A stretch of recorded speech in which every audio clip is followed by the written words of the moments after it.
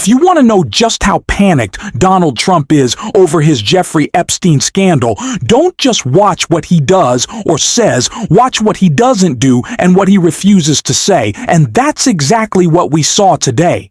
Trump was suddenly rushed away by his handlers, an event canceled with no explanation, all because he is terrified of Epstein questions. The silence is louder than anything he could have said. This is an incredibly shocking and developing story. We're watching it unfold in real time. But before we dive into this canceled Trump event and why it mysteriously disappeared, I want to start with the real reason behind his panic, Robert Garcia, and the latest developments around the Epstein files. And quickly, if you find our work valuable, please tap that like button, and if you haven't already, hit subscribe. It goes a long way in supporting this channel. Just to be very clear, Donald Trump and the president, not only is this issue not dead, it's not a hoax, but we're also just getting started. And so we have an enormous amount of work ahead of us. We've been talking to victims. We've been, of course, meeting with representatives of the survivors. We now, of course, got this book released. And there's a lot more information ahead of us for our committee to actually not just investigate, but to review. And so later this week, we will have a team from the Oversight Committee in New York looking at all of the Epstein estate materials, because what's really important is that any redactions that are currently in place, like you've obviously shown some redactions already, we have to verify those on the actual documents to make sure that what's not being redacted is somehow pertinent to our investigation, or that somehow those that have caused the violence and the rape and the suffering are somehow being protected. And so that is critical, not just in the Epstein estate documents, but also in any documents that we get from the Department of Justice. And this just incredible, the amount of lies and the audacity of House Republicans, Mike Johnson, to go around D.C., to get on TV, to call this a hoax, to say the letter somehow wasn't written by Donald Trump. I mean, the blatant lies is completely outrageous. And they have to understand, the American public every day understands more and more that this is a White House cover-up of a convicted sex trafficking ring that was not just here in this country, but was international. Donald Trump with Jeffrey Epstein's best friend for Jeffrey Epstein for 15 years. There's a picture of Donald Trump on Jeffrey Epstein's desk. Give me a break. There is a cover-up going on, and we've got to get to the truth. If Donald Trump thinks that he can continue to hide away, he is sorely mistaken. It is just not going to happen. There is no amount of maneuvering around the press or lying about his signature that is going to keep the Epstein scandal out of the news cycle. And that was made very clear this morning when Donald Trump took a call and was furious with the questions he was asked about by reporters. And it's the context that is so important for why this event and why Trump has just disappeared. Panic. Trump dodges questions about his Epstein letter defense falling apart. Donald Trump swatted away a question from a reporter who pressed him on the emergence of a birthday message he allegedly sent to Jeffrey Epstein. Trump was reached for comment by NBC News on Tuesday morning after House Oversight Committee Democrats released Epstein's 50th birthday book, compiled in 2003 by jailed Epstein associate Ghislaine Maxwell and supplied by the Epstein estate. The book includes a lewd drawing of a naked woman alongside a loving message telling the disgraced financier, "May every day be another wonderful secret," apparently signed with the president's distinctive thick handwriting. The 79-year-old, who had previously suggested the existence of the message was a hoax, refused to be drawn in further, telling NBC News by phone that the ongoing fallout over his ties to Epstein was a dead issue. "I don't comment on something that's a dead issue," Trump told the network. "I gave all comments to the staff. It's a dead issue." So Donald Trump doesn't want to talk to anyone about Epstein.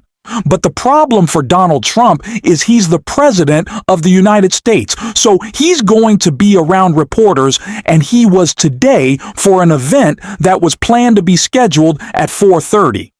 Now, it is hours since then, and the event hasn't taken place, and it has mysteriously also disappeared off his schedule. I want to get into it all because it shows how panicked the administration is.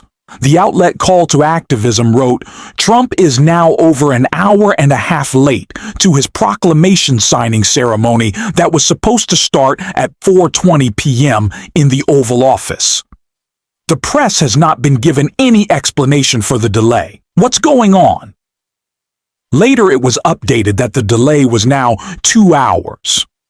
Journalist Maggie Haberman wrote of the White House press pool that the press office has not officially said the signing was supposed to happen 2 hours ago and won't be opened. They just said it had been signed and sent a link. Haberman then said that the press pool was being loaded into the motorcade for an unknown destination.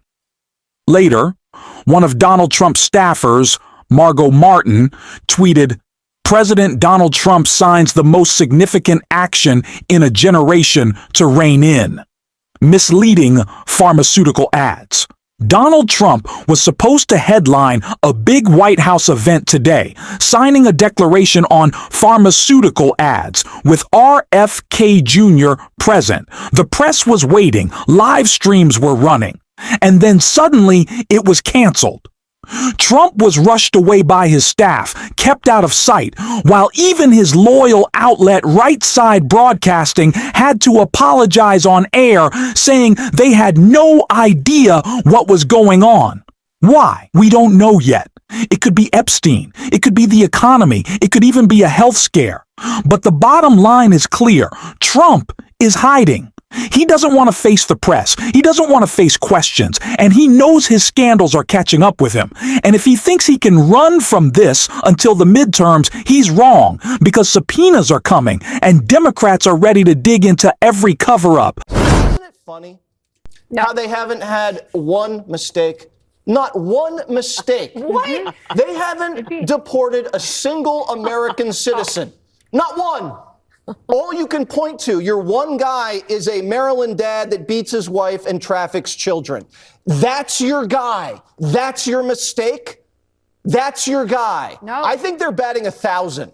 Prove me wrong. Go ahead, Jessica. Okay. Well, I hate to bring up your other favorite person. Don't Gay gay hairdresser. He is Never a heard of him. makeup.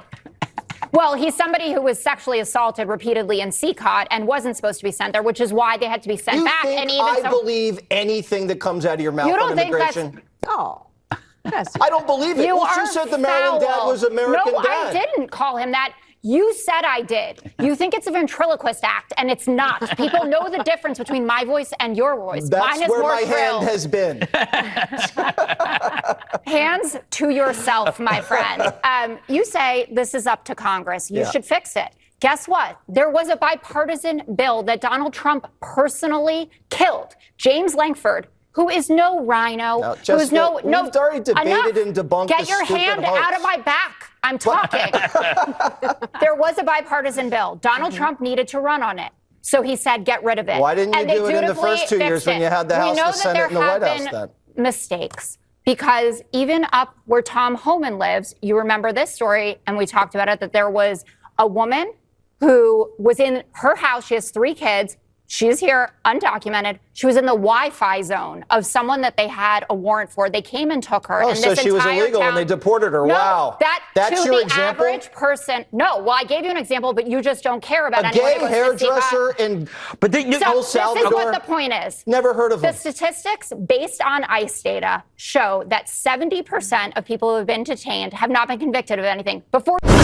These aren't deportations. These are disappearances. Donald Trump is ripping people off the streets while funneling billions to companies like Palantir to build surveillance tech. Trump gets richer. His billionaire donors get richer, and you get watched. Your movements, your words, maybe even your thoughts. This isn't just cops in D.C. This intimidation is coming to your neighborhood. And now, Trump is declaring himself king of the world, grabbing power so extreme that even Republicans like Rand Paul are calling him out.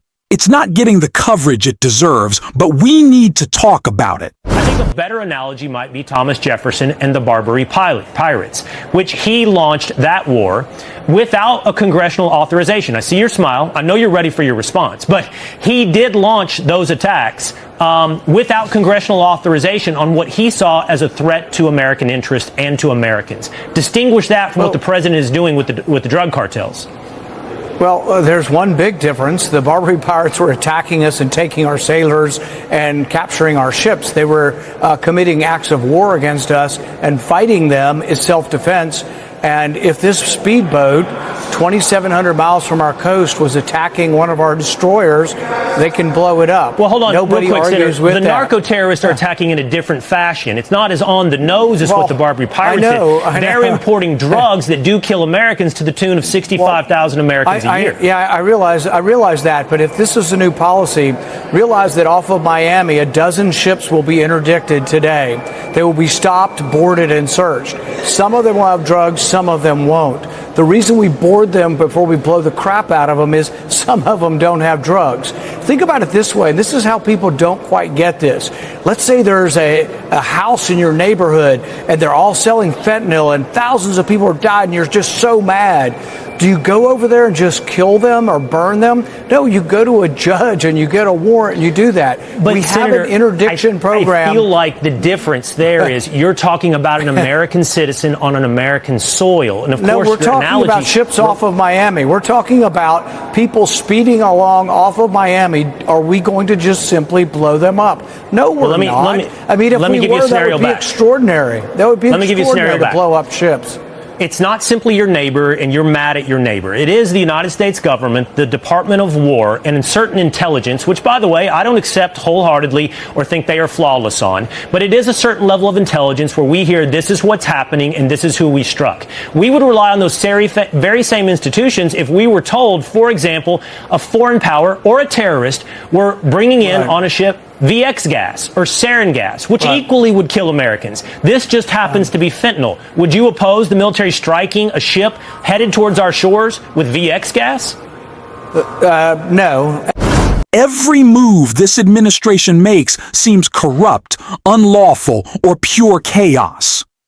This truly is the worst presidency we could have imagined. And when Trump randomly disappears, whether it's health problems or scandals, we're here to call it out in real time. If you want to support that reporting, hit subscribe, leave a like, and drop a blue heart in the comments. And until next time, I will see you soon.